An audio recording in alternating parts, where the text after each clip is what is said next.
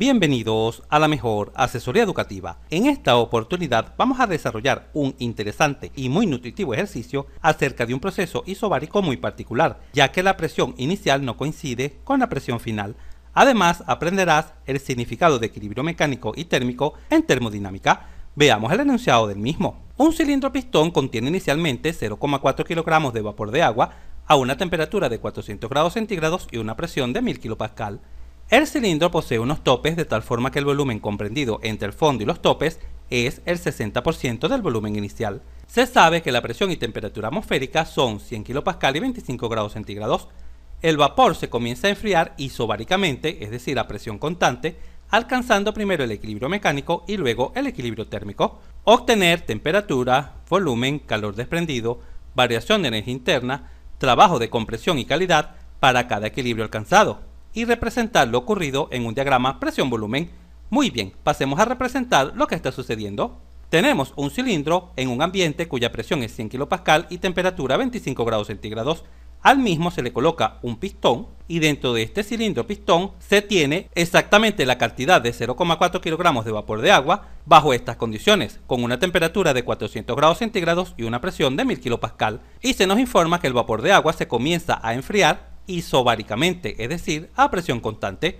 Para facilitar la comprensión de lo que sucederá, he etiquetado con esta línea verde acá el volumen 1. ¿Cuál es el volumen 1? Todo este volumen que se encuentra inicialmente, este es el volumen 1.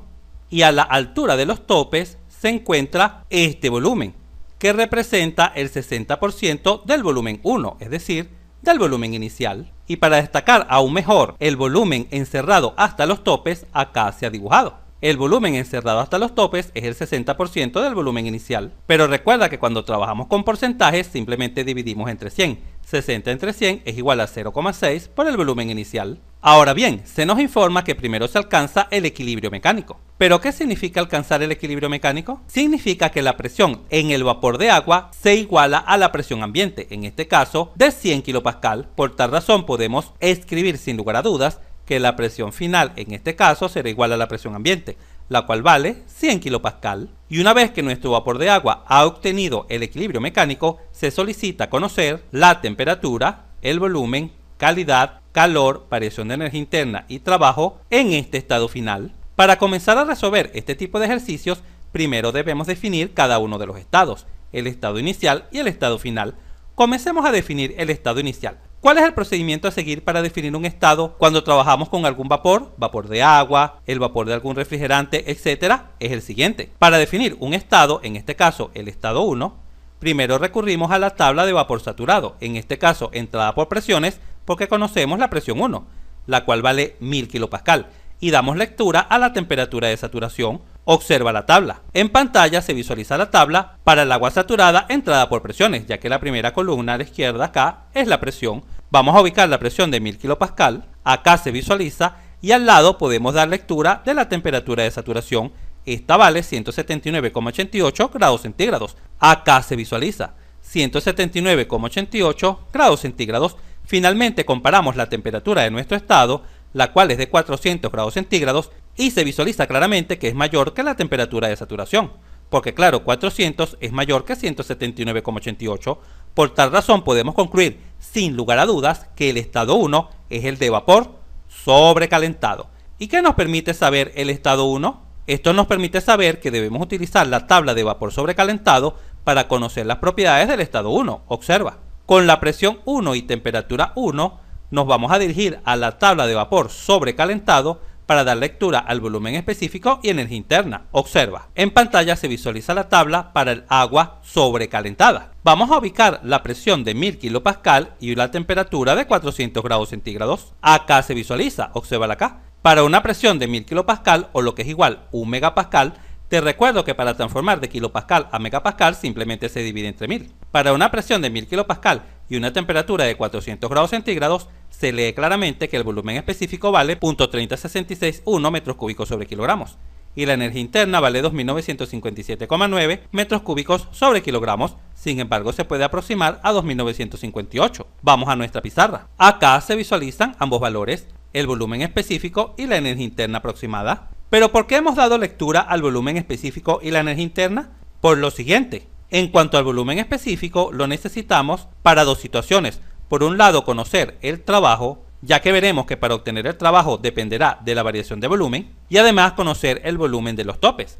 Recuerda que el volumen del cilindro acá hasta los topes es el 60% del volumen inicial. ¿Y por qué se ha dado lectura a la energía interna? Porque claro, una de las interrogantes es calcular la variación de la energía interna. Muy bien, continuemos. Como conocemos la masa de vapor de agua, la cual vale 0,4 kilogramos, lo podemos multiplicar por el volumen específico inicial para obtener el volumen geométrico. Observa, 0,4 por el volumen específico.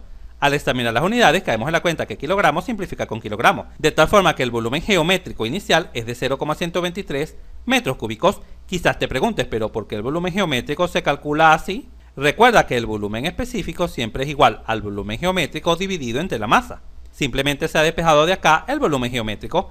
Esta masa que está dividiendo pasa a multiplicar. Y ahora ya podemos conocer el volumen geométrico de nuestro cilindro hasta los topes. Este vale 0,6 por el volumen inicial, es decir, el 60% del volumen inicial, tal como se nos informa en el enunciado. Por lo tanto, este es igual a 0,6 por 0.123, generando como resultado 0.074 metros cúbicos. Ahora, con esta información, ya podemos representar en nuestro diagrama presión-volumen el estado inicial. Observa, en pantalla se visualiza el diagrama presión-volumen con el estado inicial, acá se visualiza. Obsérvese que el estado inicial se encuentra en la zona de vapor sobrecalentado, porque claro, la temperatura del estado inicial, que es de 400 grados centígrados, es mayor que la temperatura de saturación para una presión de 1000 kPa. Obsérvese acá esta línea marrón que representa la isoterma para una presión de 1000 kPa.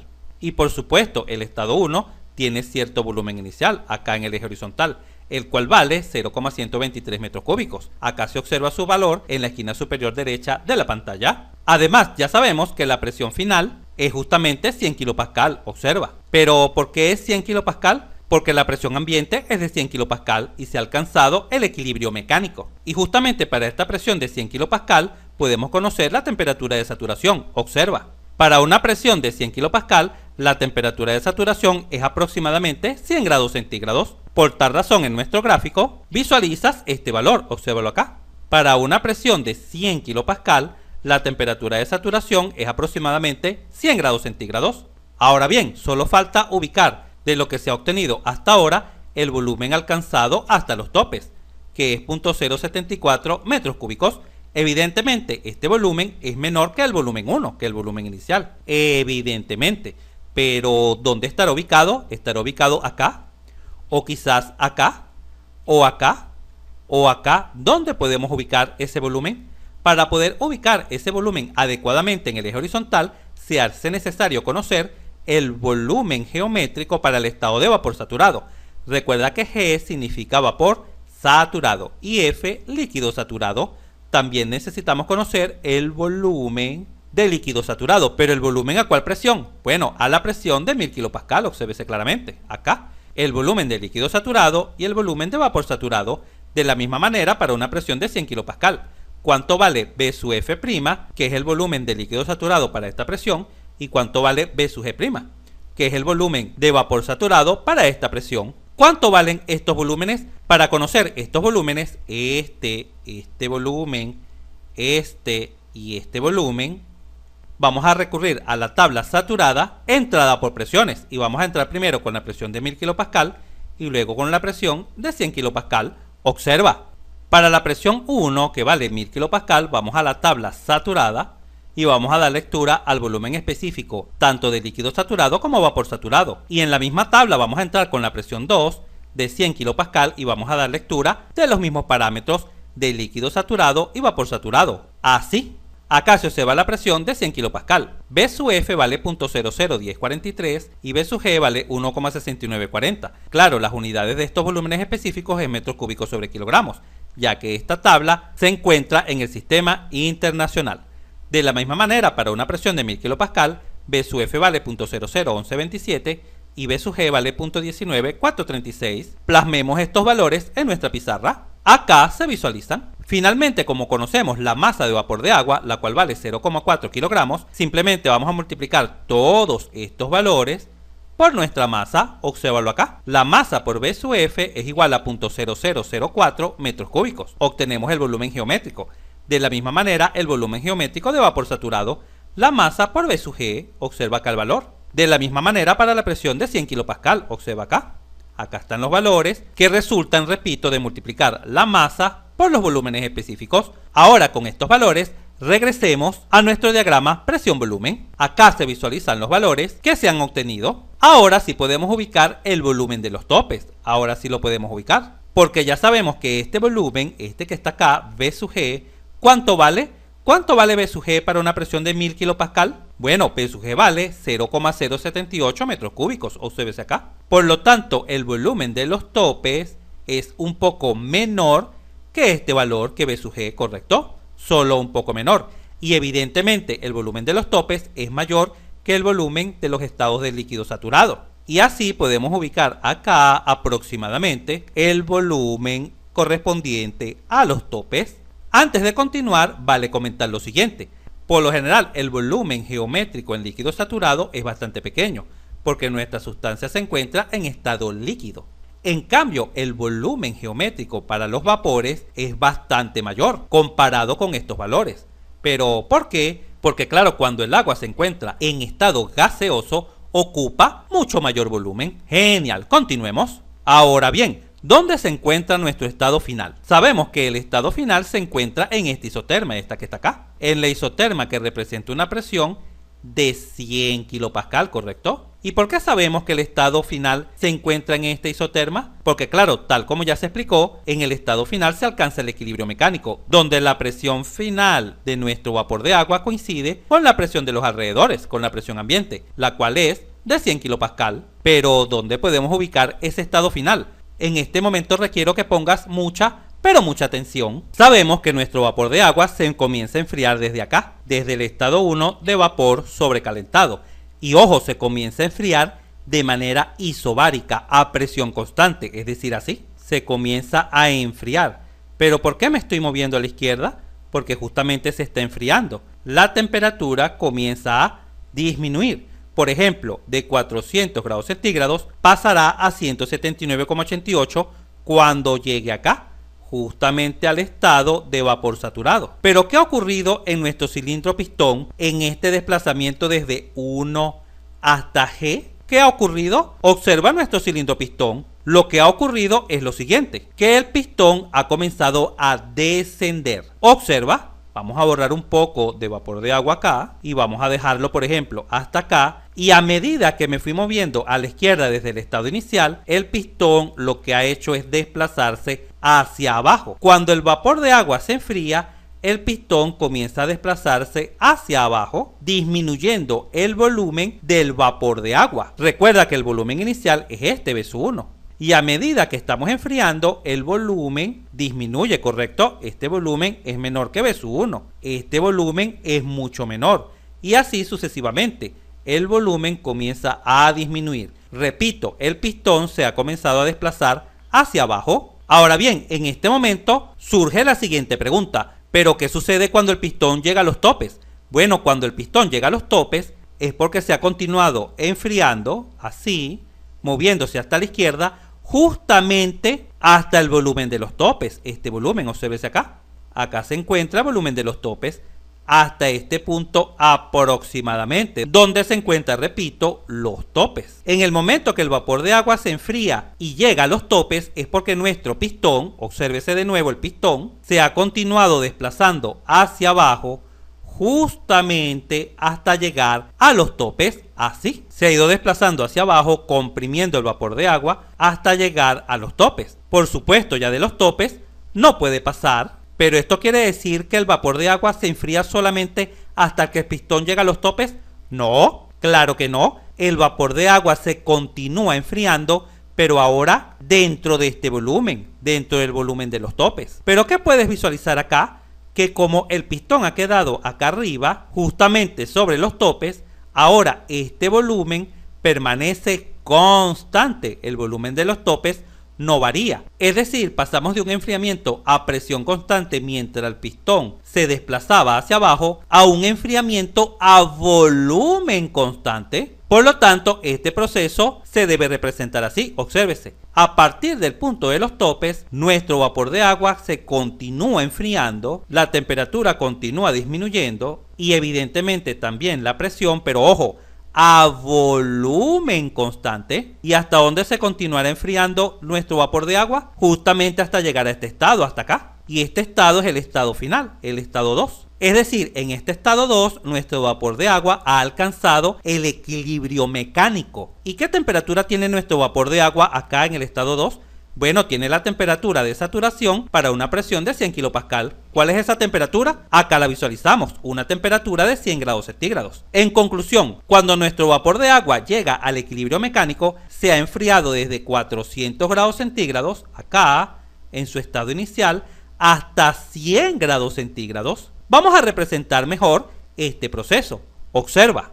En resumen, nuestro vapor de agua se ha enfriado primero desde 1 hasta los topes a presión constante, evidentemente, a una presión de 1000 kPa, y luego se ha continuado enfriando a volumen constante, porque claro, ya el pistón llegó a los topes. Esto se representa por esta línea vertical. Se continúa enfriando desde los topes hasta el estado 2, pero a volumen constante, y lógicamente como se ha enfriado a volumen constante dentro de la zona de mezcla, su presión ha disminuido hasta una presión de 100 kPa, alcanzando en este punto el equilibrio mecánico. Antes de continuar, vamos a hacer algunos comentarios valiosos sobre lo que observamos en pantalla. Recuerda que en un diagrama presión-volumen, el área representada debajo de los procesos representa el trabajo. Por ello, acá se visualiza claramente que mientras el pistón descendía desde 1 hasta los topes, se ha efectuado cierto trabajo de compresión, pero ojo, cuando el vapor de agua se enfrió desde los topes hasta el estado 2, no ocurrió ningún trabajo, porque ya sabemos de la teoría que cuando en un sistema cerrado el volumen no varía, el volumen es constante, el trabajo es igual a 0. Y claro, esto tiene plena lógica porque el pistón llegó a los topes, y al llegar a los topes se detuvo, ya dejó de hacer trabajo. Otro comentario importante a señalar en este caso es que cuando nuestro vapor de agua se encontraba acá en las condiciones iniciales, se encontraba en estado gaseoso, pero cuando el cilindro llegó a los topes, acá, justamente acá, el estado de nuestra sustancia es mezcla. ¿Qué quiere decir mezcla? Que comenzaron a aparecer las primeras gotas de líquido, se comenzó a condensar cuando llegó a los topes, y lógicamente como se continuó enfriando hasta llegar justamente al equilibrio mecánico acá, es porque de seguro nuestro vapor de agua ya tendrá cierta cantidad de líquido acá, es decir, el agua en estado líquido, producto, repito, de la condensación, del enfriamiento. Genial, continuemos. Ahora, como ya conocemos que el estado final se encuentra acá, justamente acá a una presión de 100 kPa, podemos dar respuesta a algunas de nuestras preguntas. Por ejemplo, ¿cuál es la temperatura final en este estado de equilibrio mecánico? Bueno, la temperatura es la temperatura de saturación, esta que está acá. La temperatura de 100 grados centígrados. Por lo tanto, acá podemos escribir que la temperatura final es la temperatura de saturación a una presión de 100 kPa y cuyo valor es 100 grados centígrados. ¿Y cuál es el volumen final? Bueno, al examinar el gráfico se visualiza claramente que el volumen final, el volumen del estado 2, es exactamente el volumen de los topes. El volumen 2, el volumen final, es exactamente el volumen de los topes. Es decir, este volumen. Obsérvese en la figura acá. Este volumen. Pero este volumen es conocido. Obsérvese acá el volumen de los topes. Por lo tanto, el volumen 2 coincide con el volumen de los topes. Es decir, vale 0.074 metros cúbicos. ¿Y cuál será la calidad de nuestro estado 2? Vamos a abrir un poco más de espacio en la pizarra para calcularla. Ya sabemos estos dos valores, la temperatura y el volumen. Pero por supuesto, como el estado es de mezcla, debe existir cierta calidad. ¿Y cómo lo obtenemos? Recordemos que el volumen específico 2, el cual es conocido porque coincide con el volumen específico de los topes, es igual a V sub F más la calidad 2 por V sub Fg, de donde es bastante sencillo despejar a la calidad 2. La calidad 2 no sería más que V sub 2 menos V sub F sobre V sub Fg. ¿Y quién es V sub 2? Recuerda que el volumen específico 2 coincide con el volumen específico de los topes, pero ¿cómo calculamos el volumen específico 2? Así, como el volumen geométrico de los topes, que repito es igual al volumen geométrico 2, dividido entre la masa. Así se calcula el volumen específico 2 menos V sub F, pero ya V sub F lo conocemos porque a una presión de 100 kPa se tomó lectura de la tabla tanto de V sub F como de V sub G. Obsérvalo acá, V sub G menos V sub F. También te recuerdo que V sub FG no es más que V sub G menos V sub F. Al sustituir el volumen de los topes, acá está, y la masa, y efectuar esta operación, se obtiene que la calidad de nuestro vapor de agua cuando alcanza el equilibrio mecánico es 0,11. ¿Y qué significa 0,11? 0,11 significa que el 11% de nuestro vapor de agua se encuentra en estado gaseoso, pero el 89% de nuestro vapor de agua ya se encuentra en estado líquido. O sea que prácticamente todo el vapor de agua se ha condensado. Muy bien, continuemos. Finalmente vamos a recurrir a la primera ley de la termodinámica para obtener el calor desprendido durante este proceso, la variación de energía interna y el trabajo de compresión. La variación de energía interna es bastante sencilla.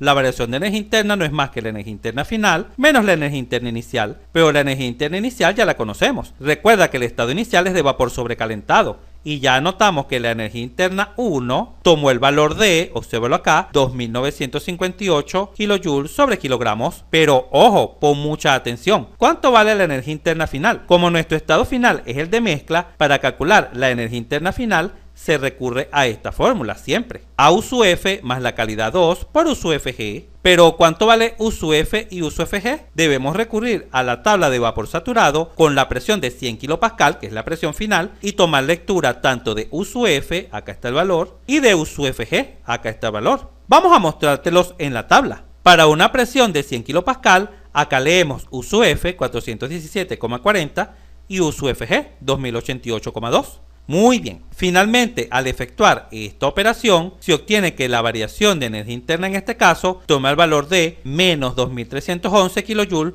sobre kilogramos, pero como conocemos la masa, podemos multiplicar esta variación por la masa, obsérvese acá, la masa por la variación de energía interna. Al examinar las unidades, kilogramos cancela con kilogramos, obteniéndose una variación de energía interna de menos 924,4 kJ. ¿Pero por qué la variación de energía interna ha dado negativa? Porque claro, la temperatura ha disminuido. Cuando la temperatura disminuye, la energía interna también lo hace. Ahora vamos a proceder a calcular el trabajo, pero el trabajo es bastante sencillo de obtener, porque recuerda que el trabajo ocurre solo cuando nuestro pistón se desplazó desde el volumen 1 hasta los topes. Volvamos a repetir acá rápidamente el procedimiento, ya que es muy importante que lo comprendas. El trabajo ocurre a presión constante, a una presión de 1000 kPa, que es la presión del estado 1, acá en este proceso, mientras el pistón comprimía el vapor de agua. Hasta acá ocurre el trabajo. Y el trabajo ocurrió, repito, a presión constante. ¿A cuál presión? A una presión de 1000 kPa, tal como lo visualizamos en nuestro gráfico presión-volumen. Por lo tanto, el cálculo del trabajo cuando la presión es constante es así: la presión por la diferencia de volumen, volumen final menos el inicial. Acá tenemos la presión que vale 1000 kPa. Recuerda que Pascal es Newton sobre metro cuadrado, por el volumen final, que ya sabemos que es el volumen de los topes, menos el volumen inicial, que ya sabemos que es el volumen cuando nuestro vapor de agua se encontraba en el estado de vapor sobrecalentado. Al examinar las unidades caemos en la cuenta que metro cúbico cancela con metro cuadrado, quedando acá metros. Pero ya sabemos que Newton por metro, siempre recuerda que Newton por metro es Joule. Por lo tanto, nuestro resultado vendrá en kilojoule. Al efectuar esta operación en una calculadora, se obtiene que nuestro trabajo es de menos 49 kJ. ¿Pero por qué el trabajo es negativo? Porque claro, se trata de una compresión, y recuerda que en las compresiones el volumen disminuye. Y finalmente el calor, obsérvese acá, se obtiene recurriendo a la primera ley de la termodinámica. Vamos a sumar algebraicamente la variación de energía interna y el trabajo. Esto genera como resultado menos 973,4 kJ. ¿Pero por qué el calor ha dado negativo? Porque claro, se trata de un enfriamiento, y ya según nuestra convención de signo, sabemos que cuando el calor es negativo es porque sale de nuestro sistema, es decir, nuestro vapor de agua se está enfriando. ¡Genial! Finalicemos nuestro video analizando ahora el equilibrio térmico. Sabemos que el equilibrio térmico se alcanza cuando la temperatura de nuestro vapor de agua se iguala a la temperatura ambiente, que en este caso es de 25 grados centígrados, tal como se visualiza acá. Y ante este equilibrio térmico se realizan las mismas preguntas, pero claro, ya la primera se contesta automáticamente.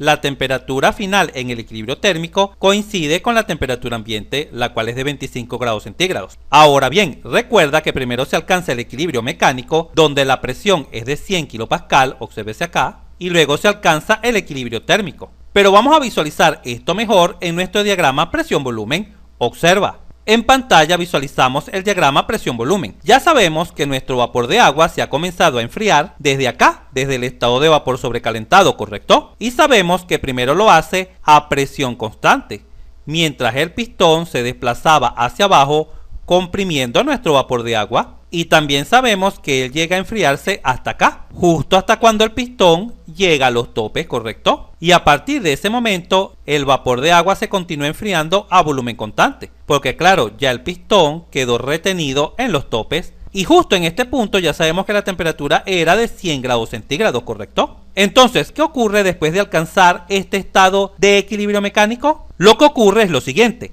La presión no puede continuar disminuyendo, ojo, porque ya se ha alcanzado el equilibrio mecánico, ya se ha igualado con la presión ambiente. Lo que ocurrirá es que el poco vapor que queda, es decir, el agua en estado gaseoso, se continuará enfriando a presión constante, a una presión ambiental de 100 kPa.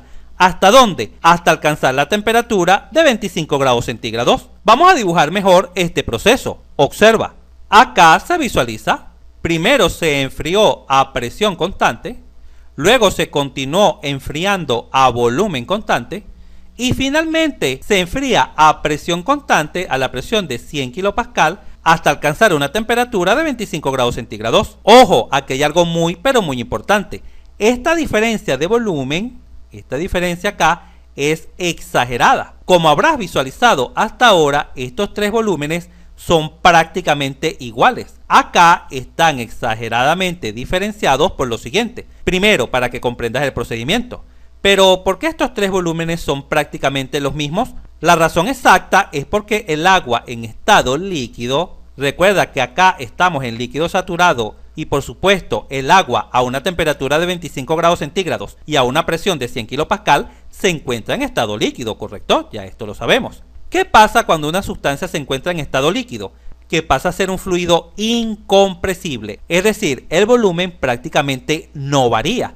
En los líquidos el volumen prácticamente permanece constante. Por lo tanto, a esta temperatura de 25 grados centígrados ya todo nuestro vapor de agua se ha transformado al estado líquido, obteniéndose acá un volumen evidentemente menor que el volumen de los topes. El volumen 3, cuando nuestra sustancia se encuentra en estado líquido, es menor que el volumen de los topes. Anteriormente, cuando se encontraba en el estado de mezcla, como aún existía cierta cantidad de agua en estado gaseoso, la mezcla llenaba todo el volumen, hasta los topes, ¿correcto? Pero una vez que se condensa completamente, pasa al estado líquido, ocupando un volumen mucho, pero mucho menor. Vamos a proceder a calcular los parámetros que se solicitan en el estado de equilibrio térmico.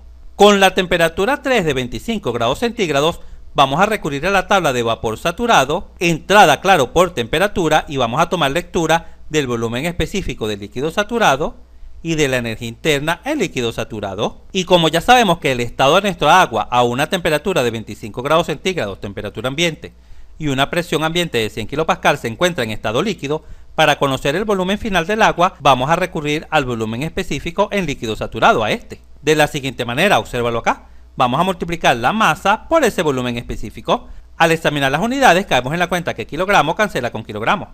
Por lo tanto, el volumen final que ocupa la masa de 0,4 kilogramos es de 0,0004 metros cúbicos, un volumen mucho pero mucho menor que el volumen que ocupa el cilindro hasta los topes. Y ya sabemos por qué. Porque claro, al alcanzar el equilibrio térmico, nuestra agua se encuentra totalmente líquida, ocupando un volumen mucho pero mucho menor.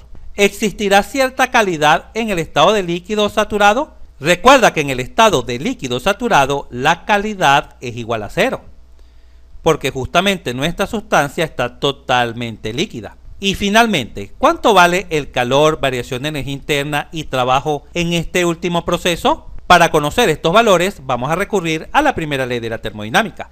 Te recuerdo que cuando se llegó al equilibrio mecánico, este fue el trabajo de compresión a una presión de 1000 kPa, esta fue la variación de energía interna y este fue el calor desprendido. Pero en este último proceso, para alcanzar el equilibrio térmico, ¿cuál es el trabajo y variación de energía interna? Para que lo visualices claramente, vamos a recurrir a nuestro diagrama presión-volumen. En el diagrama presión-volumen podemos representar ahora los trabajos. Este primer trabajo es el trabajo de compresión cuando el cilindro se desplazaba hacia abajo.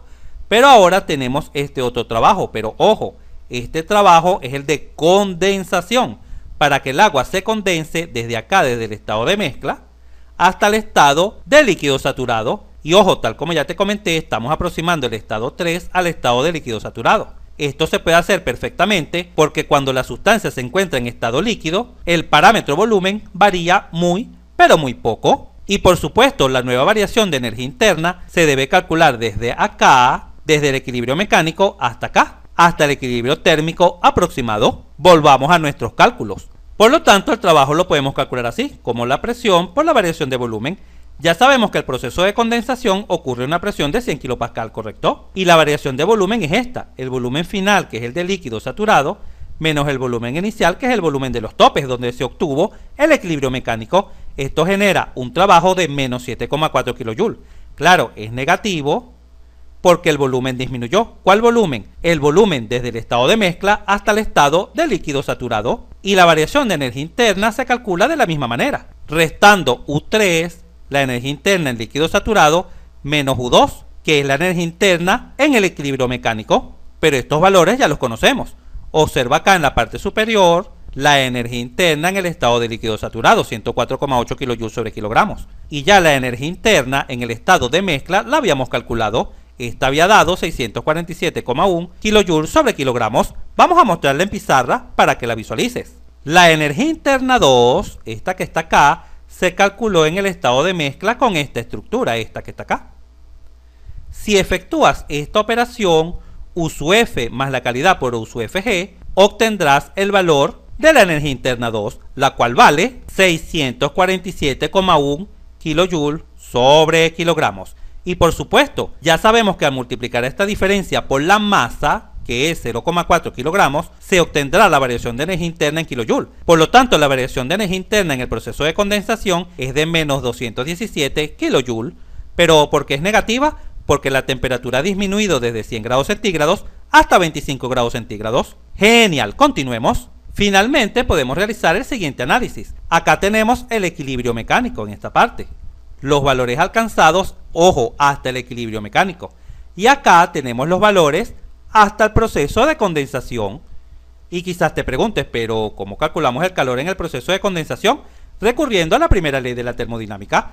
Recuerda que la primera ley nos dice que el calor desprendido no es más que la suma algebraica de la variación de energía interna y el trabajo. Al efectuar esta operación, se visualiza claramente que el calor desprendido durante el proceso de condensación fue de menos 224 kJ. Recuerda que es negativo porque el calor sale de nuestro sistema. Finalmente podemos obtener el trabajo total, variación de energía interna total y el calor total durante todo el proceso, es decir, cuando se alcanzó primero el equilibrio mecánico y luego en el proceso de condensación. Para el trabajo sumamos estos dos valores cuando se alcanzó el equilibrio mecánico y cuando se alcanzó el equilibrio térmico, donde se terminó de condensar el agua. Este es igual a menos 56,4 kJ. De la misma manera para la energía interna. La energía interna hasta alcanzar el equilibrio mecánico y la energía interna en el proceso de condensación para alcanzar el equilibrio térmico. Este genera un resultado total de menos 1141,4 kJ y de la misma manera para el calor. El calor para alcanzar el equilibrio mecánico más el calor para alcanzar el equilibrio térmico. Acá están. Ya este calor lo calculamos previamente, más el calor de condensación, que es el calor desprendido para alcanzar el equilibrio térmico. Este genera como resultado menos 1197,8 kJ. Por supuesto, también es negativo porque durante todo el proceso de enfriamiento el calor salía de nuestro sistema. ¡Excelente! Si este video te fue útil, suscríbete a nuestro canal, así nos ayudas a crecer. Si te gustó, dale un like, y si conoces a alguien, algún compañero, amigo o familiar que le pueda servir esta información, por favor compártela y continúa aprendiendo de forma rápida y fácil sobre este tema mirando este video para que veas cómo entenderás mucho más este punto.